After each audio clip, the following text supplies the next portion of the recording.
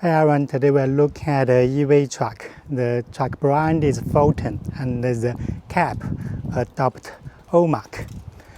And it adopt cartel battery. The battery type is lithium iron phosphate, nickel PO4. And the capacity is almost 282 kilowatts hour. And the motor is fast. The maximum output is 175. Capacity of the truck is about 10 tons.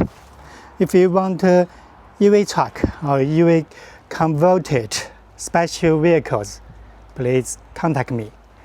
And for more updates, follow me. Thank you.